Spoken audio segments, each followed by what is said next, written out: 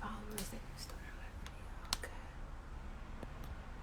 Hey, I see ya. Let's see. Marsha, you have to. Okay, there it goes. View request.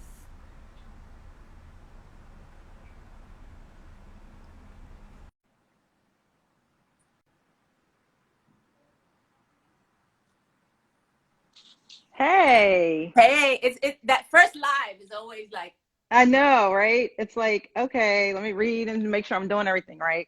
tell me about it. Let me just adjust here. So just take a minute to kind of just adjust yourself. I Yeah. know you said this was your first two-person. Yeah, the two-person one. Like I go live sometimes on my page. Adrian is on. Hey, Adrian. Hey, okay, wait, let me Yeah, get get this because yourself. my head is like cut off. That's not good. No, no, yeah, no, that's not good. It takes an adjustment, especially me with glasses. I don't need them for distance, so it's just like this game of. Oh, see, I need mine for distance. Oh, okay. So like I can't see the screen, but I see a bunch of folks on. Okay. So that's good. All right, let's Cool. give it a Thank you few. so much. This is exciting. This is definitely exciting. Let's see who else is on. What's the Okay. weather like up in your parts of the woods? It's about 35. So I'm in New York, everyone. It's about, I would say 30, some flurries, but nothing that's going to stick. Okay. We have some snow. Where are you? In Virginia, so like I'm 30 minutes outside of DC. So we have snow and ice. It's cold. It's just, I'm ready for the winter to be over. Listen, I've been feeling it. I'm ready for brunch. I'm ready to be outside. Yeah, all of that. All of that. All right. So since we have some folks on. What we'll Okay. do is I'll just give a bio on you. We'll go through just some conversation. I feel like this is when it came time for us to pick who, and what. I said, well, I definitely. This is why I took on this article because I felt myself needing the help. Okay. Right. So it Got was it. very near and dear to my heart because my emotions went from, I'm a moderately neat person, but I was Yeah. cleaning things that I had never cleaned Mhm. before Mhm. and, obsessively neat. And then it went downhill. And so I've had a range of emotions. So it was a subject that was near and dear for me. So Yeah. to do the IG live, I was like, well, we're still in it. So, Well, I'm so so glad you did that. It's such a great service to people. So many people need it. So thank you for doing that and holding this space. thank you. Thank you. And thank you Yeah. for contributing. So I'll just read off your bio. Marcia, pronounce your last name. It's Marcia. Marcia, excuse Yep. me. And it's Leftwich. Leftwich. Okay, Yep. Marcia. See it. Look at that. Thank you. Has a It's fine. passion for mentoring, empowering, and helping others fight to see their light in darkness. She's the owner of Inspired to Victory LLC. Marcia is an advocate of holistic living and is a mouthpiece for promoting wellness and destigmatizing mental health in minority and underserved communities.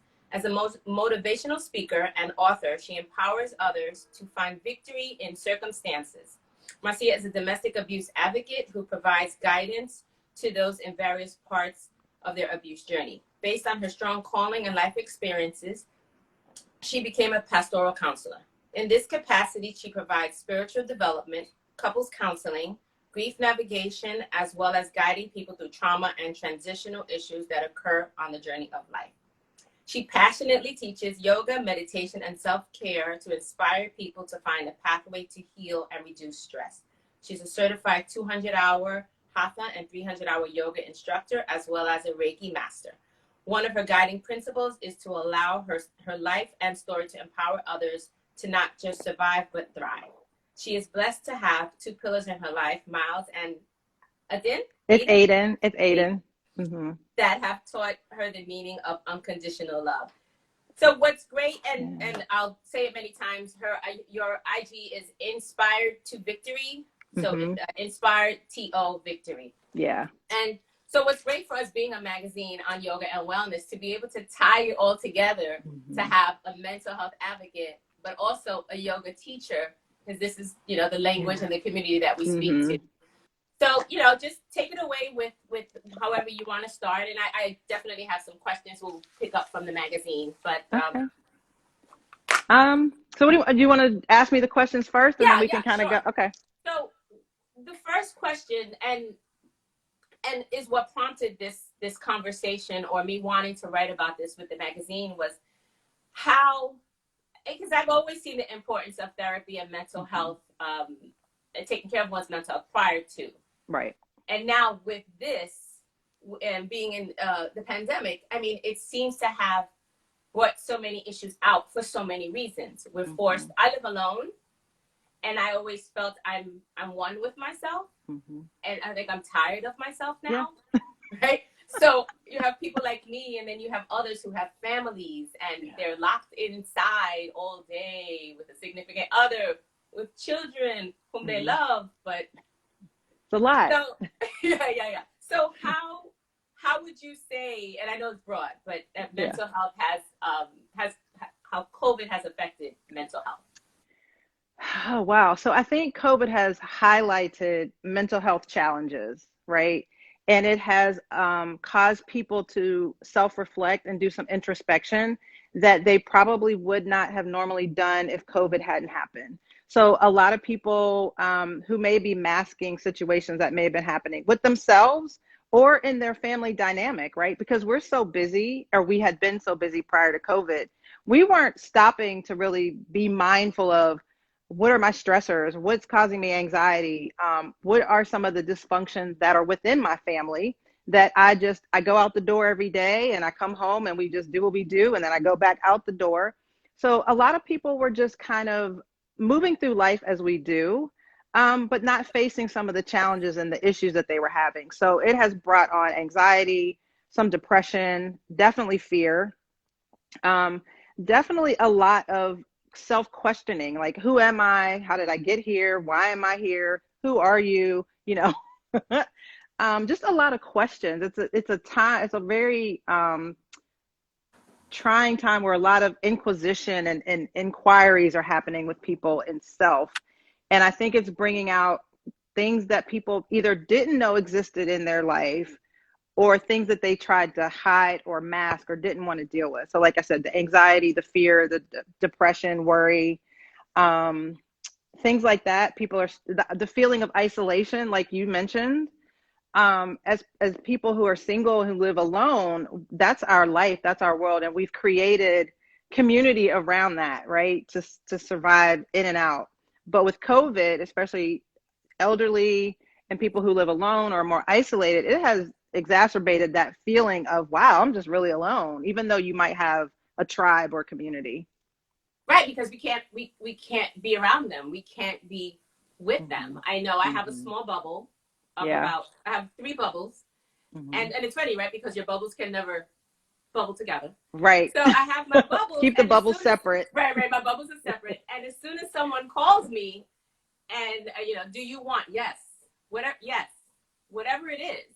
Yes. Because you just want to get out. And so one of the things I wonder is how, which I guess is moving forward, but there's this feeling of like powerlessness. Yeah. And I no longer have control of my freedom. I'm very sensitive to what I say about freedom because I actually read an article recently of someone that was in prison and was saying that he didn't like that people kept saying this felt like prison. Oh, yeah. Like, yeah, I can understand that. Like, okay, wait, Yeah. it's bad, but the feeling of like my ability to just go out and do the things that I want to do has been taken from me. And there is it feels like a weakness. Yeah. Yeah. So what I'll say about freedom is everyone has to have their own definition of what freedom means to them. And in these times we have to recreate that, right? So our normal definition of freedom, I can come and go, I can do what I want, I can go see my friends and family, right? But how do I create a sense of freedom where I feel that my freedom has been taken away from me in terms of the pandemic and what's going on externally? Like, it's totally out of our control. So I like to tell people to think about recreating what freedom means within the context and confines of the space that we're living in. And it's really being really creative in how we think and how we reevaluate freedom.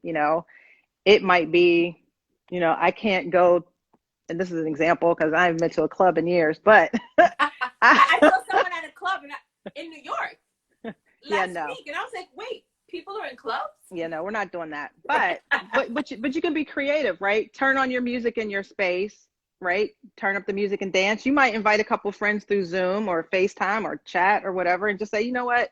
We just need to dance. We just need to shake this off. It's different, but it's really a mindset shift in being more creative. And how do we create the things that we really craved before we really knew that it was going to disappear? Yeah. One of the things that, and I feel like this, I have to watch out because this can completely turn into a therapy session for myself. One of the I'll things take the that, therapist hat off. right. One of the things that early on, for me, it was cleaning. Mm-hmm. Cleaning. I cleaned everything Mm-hmm. until there was nothing else to clean. Like Yeah. underneath shelves, I Mm-hmm. took drawers out and cleaned. And again, I'm neat, but I'm not that person. And it was going to bed at 5 a.m. because I was just cleaning. Yeah. And it was, I didn't know who this person was. Like Mm-hmm. mopping at 4 a.m. It was just, it was odd. I miss her because I wish she'd come clean up now. But after like 3 months, there was nothing else to clean. Mm-hmm. And then I jumped into like a bunch of yoga trainings. Yeah, that was me. Yep. I did my 300 in this year. Me too. I started in January and finished. And Yeah. I was so excited to be on Zoom with a gallery of people because I got to see faces and have conversations. Yeah. And I don't even know if they realized how much I needed them just for that space. Yeah. Because I live in an apartment, I'm locked in here all day. And one of the things, and I know that we were both in the Rocket Yoga, was the physicality of the practice reminded me of my strength. Because I felt like I lost my strength. It's just this, all these thoughts. It's like I don't have, my decisions are taken away from me, or my liberties, some of them. And what can I do? And then I was reminded in that it's because it's such a physical practice. Like, you are strong. Yeah. You are strong. So jump in and now what do you do moving forward? So my next question would be, have you seen an increase in your practice? We're pulling from you, which then will become, how are you taking care of yourself? But that said, we'll start with like, how are you, what was the jump in patients? You got everybody's speed dial. So this is really the sad part of this whole experience with being in the mental health profession. We are overloaded. And unfortunately, there are wait lists all around. Like, it is a really long time to get into seeing a therapist, which is, it's kind of one of those things where we're glad that mental health is becoming more normal and people are seeking it. But it's a really, really sad thing that it's a long time to get seen, and we're like spread thin, you know what I mean? And so it's kind of one of those things. I saw somewhere where it said, mental health needs to be a normalized thing that everybody can access, kind of like an urgent care, right? There's urgent care centers for people when they don't feel well. We almost need like an urgent care center for mental health. Easy access, no delays, just some triaging of mental health. Because the way that it's set up right now, most mental health professionals are at capacity. Unless you go into a hospital and you're inpatient, then they can kind of manage it a little differently.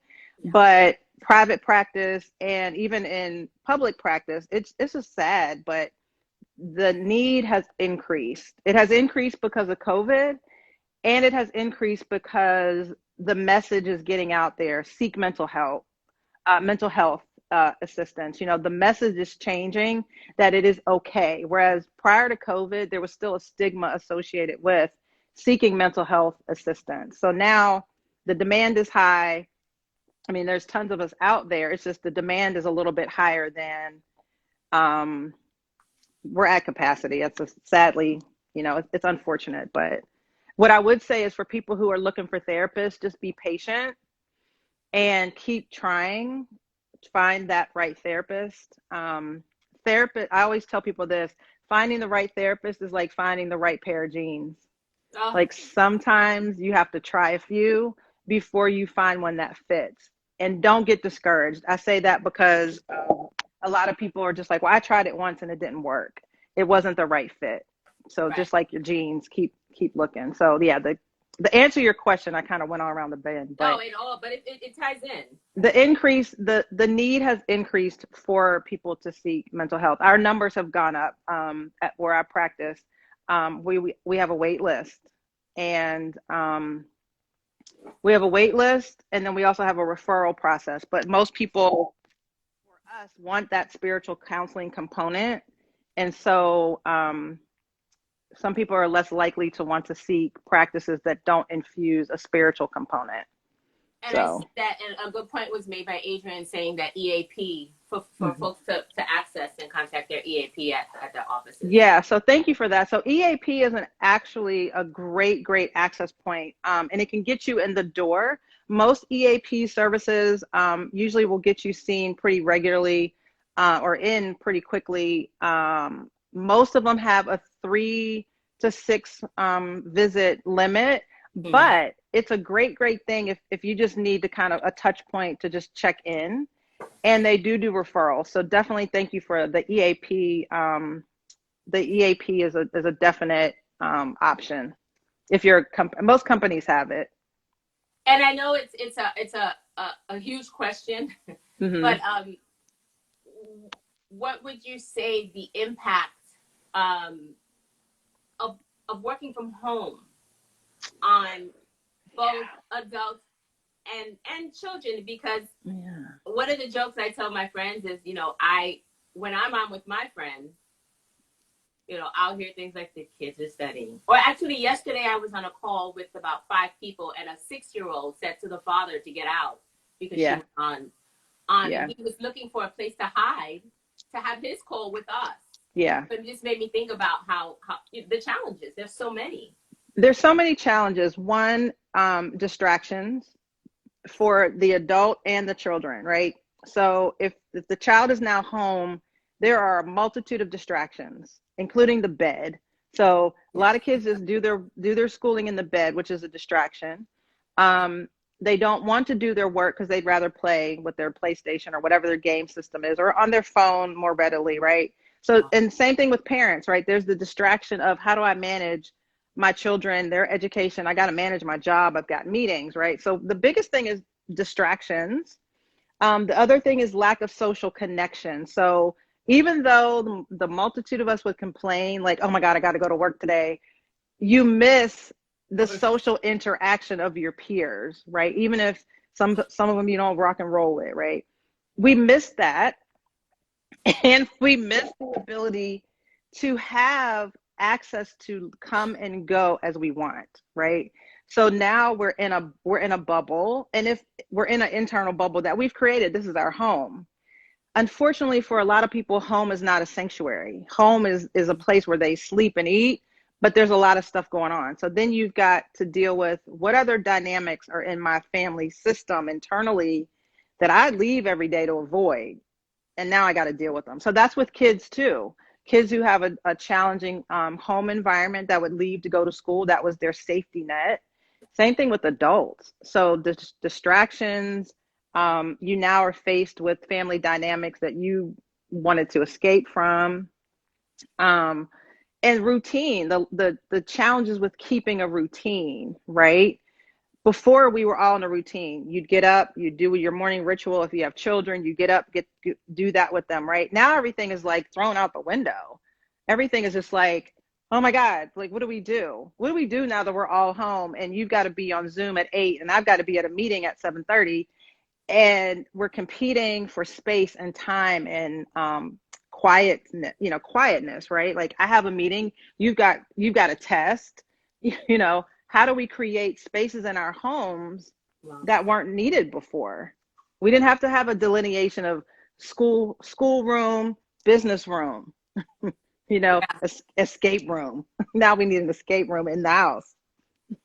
Yeah, and yeah, I didn't even think about that about the problems in the spatial issues. Yeah. Another thing that comes to mind is, and it's in line with what you're saying, the eating and sleeping, because Monday is Saturday and Friday is Tuesday, and 8 a.m. is 8. I mean, that's what I'm going through, right? Where it's like, what Keeping day is track of it? I time, don't. keeping track of time. I'm forcing myself now to go to bed early because Yeah. my whole system is off. I'm Yeah. going to bed for about a month. I was going to bed at 5 a.m. Hmm. and then waking up at 11, and then on my laptop and not getting out of the bed until 3, Hmm. and rolling into this bad cycle of Yeah. not Hmm. knowing, and knowing that my system is not built for this AM, this PM, and Yeah. eating is, forget about eating, Yeah. because Everything, it's breakfast like is dinner everything is, and dinner is yeah.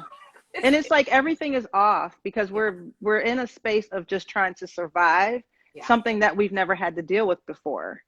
And so it's like we've been thrown into this pandemic, which is a crisis, which in turn can cause some traumatic responses for us, which means everything goes out the window. The routine, now we're sporadic with like, okay, what time do I get up? What time do I start work? What time do I eat? Or we try to put a schedule in there, but then we've got other factors, so it's hard. And I want to go back to something you said in the beginning about how you were cleaning a lot in the beginning. That was a coping mechanism, right? Because that was something that you could control. mm, And so we find now that we're doing different things that seem a little odd or off because that's what we can control.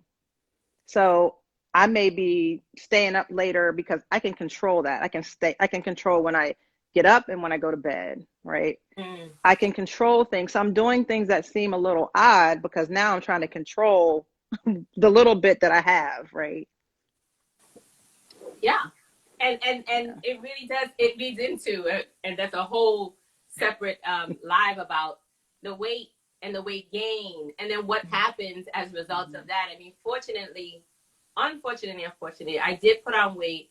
Fortunately, I did. I lost it Mm-hmm. for health reasons, though, Yeah. and so I'm thinking about all these. I've spoken to a few people who have had some eating disorders, and that conversation of how this was so triggering for them, Mm-hmm. where they were able to manage their food intake and control it, having whatever disorders they had, and this just put everything out of Yep. whack because they no Mm-hmm. longer. So for some of us, it's just 10, 15 pounds, we lose it, but like the fact that this is these disorders that folks have with Mm-hmm. eating, and this contributes and triggers so much of it. So it Yeah. really, the impact is huge. And routines are really, really important for those who are battling addictions or surviving or coming out of an addiction, right? That routine. And, they're still kind of coping day to day, moment to moment. And so when we have something throw a curveball like this pandemic crisis, that throws us back into a tailspin because we've worked really hard to get those productive coping mechanisms. It throws us off. So it kind of throws us back into a trauma response.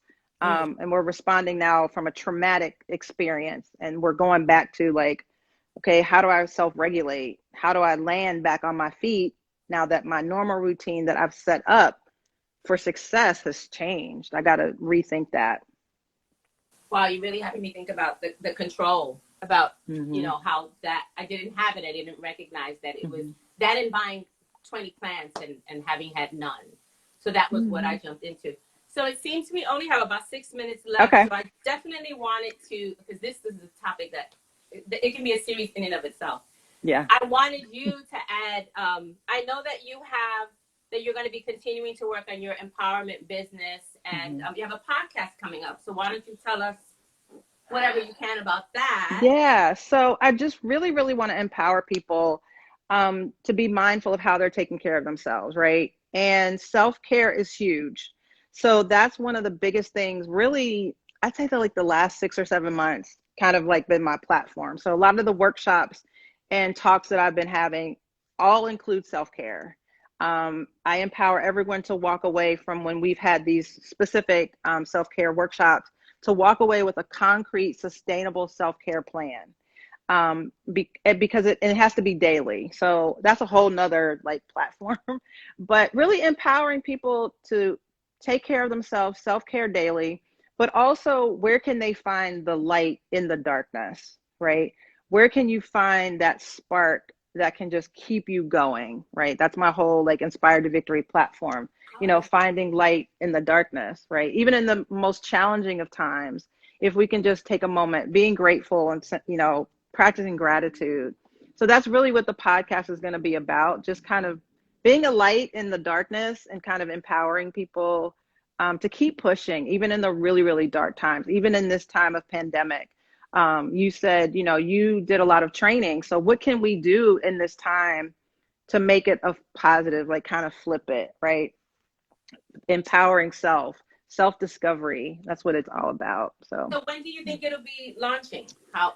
oh, you Well, I'm okay? ready to So, jump in. I'm like, we need it. First of all, I need it, and let's be real. As a woman of color, yeah, right? Because we have our yeah. own needs, and So, yeah. so you know, to have someone who is to have these conversations in a safe space for us. So I appreciate you asking me that. So the funny part about that is that that's the other thing that I'm passionate about is really destigmatizing mental health, destigmatizing talking about things, but especially in our community, like in our BIPOC community, right? Because everything is, and I hate to say it this way, it's kind of whitewashed, and we're forced to fit into that realm, and we have to create safe spaces for us, and create safe spaces where we can be real. Like we can just say, you know what, girl, let me tell you what's really going on, and it's okay and it's safe. You know what I'm saying?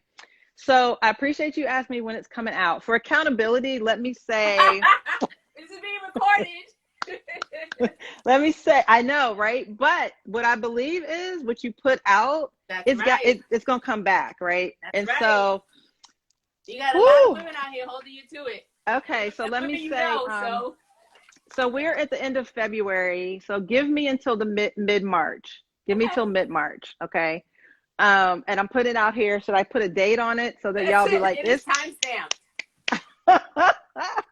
And but let me okay? say, Let's you know, say, we're here for you. We want to yeah, support. One of the things, one of the many with the magazine is we love. I have to figure out how my light keeps dimming. We love to support, especially our contributors. Right? There's a reason yeah, why we connected for any of our contributors. But yes. now Oh, that's thank you, it. You're in. You're part of the fam. thank So now you. it's like when you start this, we want to be able to share it with our community as well.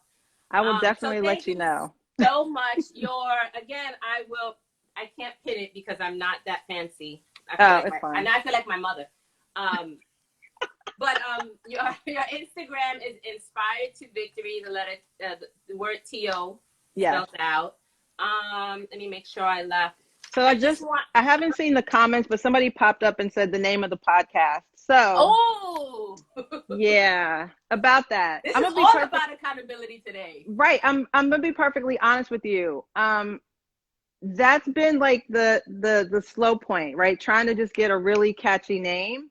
My brand is all about Inspired to Victory. So that's what really comes up, like that's what your podcast could be called. But I also have this other phrase that I use when I do my vlogs, and so I'm kind of toying with, do I want to name it after that, which is like, hey warriors.